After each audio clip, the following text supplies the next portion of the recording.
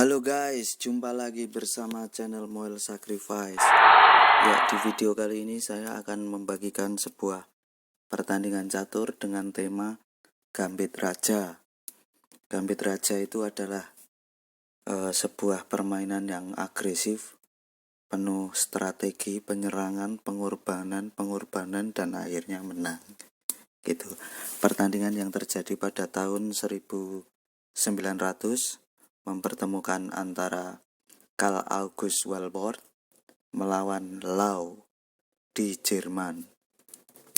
Pertandingan ini sendiri terjadi dalam 19 langkah karena memang rata-rata Gambit Raja itu tidak membutuhkan permainan yang panjang, jadi cocok untuk turnamen-turnamen yang pas fase-fase awal gitu, sehingga lebih cepat.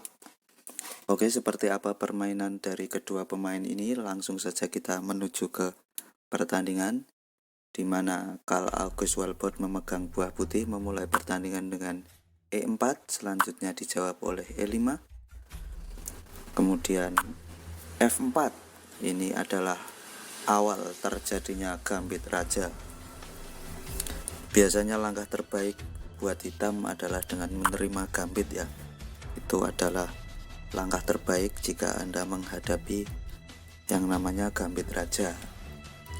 Selanjutnya bisa diteruskan dengan kuda F3, kemudian gajah E7, kemudian gajah C4. Itu adalah mainline dari Gambit Raja. Oke, kita kembali. Namun di sini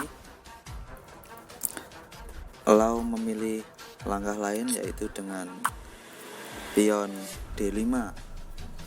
Ini adalah sebuah counter attack, biasa disebut dengan Fakber counter gambit.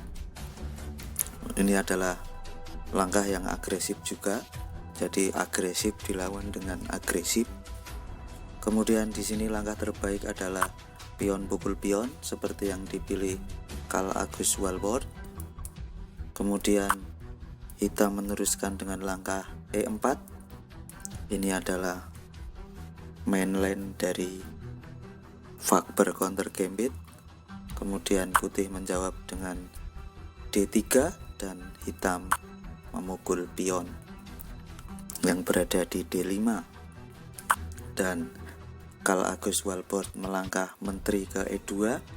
Ini berfungsi untuk mengepin raja, jadi raja ini jadi raja posisinya terpin dan pion ini nggak bisa pukul pion, gitu maksudnya. Dan hitam memperkuat pion pusat dengan F5, kemudian dijawab dengan kuda C3. Ini mengusir keberadaan menteri ya, yang berada di pusat. Kemudian hitam dengan tenang menjawab tantangan itu dengan gajah ke B4. Ini berfungsi mengepin kuda dengan raja, jadi ancaman sebelumnya menjadi sia-sia, menjadi tidak berfungsi, jadi menteri ini menjadi kebal. Kemudian Karl August Walbord mengantisipasi dengan gajah ke D2, membebaskan dari pining. Jadi kali ini ancaman terhadap menteri sudah berlaku dan Lau memutuskan untuk mengeliminasi kuda menggunakan gajah dan dipukul balik menggunakan gajah milik Karl August, dan sekaligus mengancam keberadaan pion B7 dan diantisipasi dengan mengembangkan kuda ke F6. Dan di sini Karl August Walbord memukul kuda dan dipukul balik menggunakan pion oleh Lau, dan Karl August Walbord meneruskan dengan langkah menteri H5 skak. Dan skak ini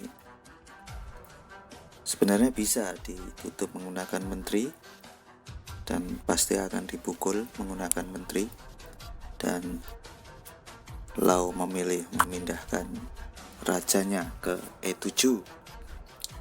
Selanjutnya Karl August Walbord memilih rokade panjang, dan di sini terlihat ada pion gratis di A2 oleh Lau sebenarnya, tapi Lau merasa tidak nyaman dengan keberadaan menteri dan menawarkan pertukaran dengan langkah menteri F7. Dan di sini Karl August Walbord menolak pertukaran dan memindahkan menterinya ke H6. Kemudian Lau melangkah benteng G8, memberi senteran atau tekanan terhadap pion.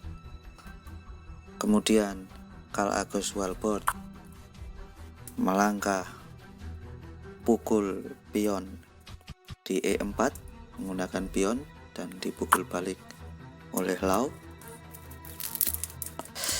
Ya, tepat di langkah 14 ini Karl August Walbord memberi kejutan dengan melangkah kuda F3. Jadi langkah kejutan, langkah menggratiskan kuda, namun langkah ini nantinya akan membuka file E untuk memudahkan dalam menyerang. Kemudian tawaran ini diterima oleh Lau, pion pukul kuda, dan di sini kejutan bagi Karl August Walbord tidak berhenti sampai di sini. Karl August Walbord memberi kejutan kedua dengan langkah gajah ke C4, menawarkan gajah gratis ya ini, karena memang gratis, ya memang menekan, tapi kita masih belum mampu menebak apa sebenarnya yang direncanakan oleh Karl August Walbord. Dan tanpa pikir panjang, Lau menerima pengorbanan dan diambil menggunakan menteri. Dan di sini Karl August mulai melancarkan serangan, dimulai dengan menteri pukul pion skak. Dan ini sudah mulai terlihat serangan yang berbahaya di sini. Apabila raja ini berpindah, kemungkinan akan terjadi skakmat dalam beberapa langkah. Kita ambil contoh misalkan maju, ya ini lebih parah ya, akan terjadi skakmat. Apabila mundur, ya jawabannya masih sama dengan ancaman skakmat, atau bisa juga tadi skakmat. Kembali kita, kalau misalkan ke sini, jadi yang terjadi akan skakmat juga. Kalau misalkan ditutup, ya benteng akan jatuh. Jadi ketika Karl August Walbord melakukan skak, maka langkah terbaik adalah menutup skak dengan menteri,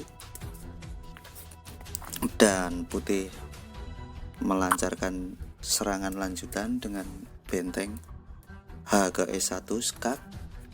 Dan di sini tidak ada langkah yang baik buat hitam ya. Apabila skak ini raja menghindar, ya terjadinya ya jatuhnya skakmat. Jadi Lau memutuskan untuk menutup skak, dan saatnya saya mengajak penonton untuk menebak kira-kira langkah apa yang terbaik untuk putih dan yang nantinya akan menjadi kemenangan buat putih.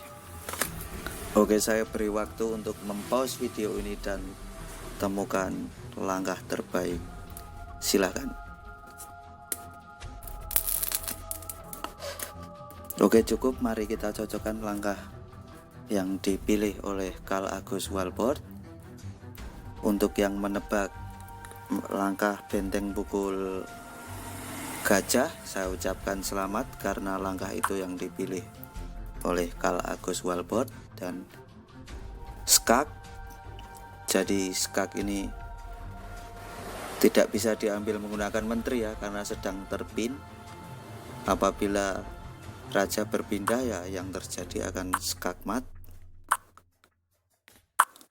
Jadi raja mengambil benteng dan menteri mengakhiri pertandingan dengan skakmat. Oke, sekian dulu video dari saya, Mall Sacrifice. Mohon maaf jika masih banyak kesalahan. Terima kasih sudah menonton video ini. Jangan lupa like dan salam satu hobi, salam Gensuna Sumus.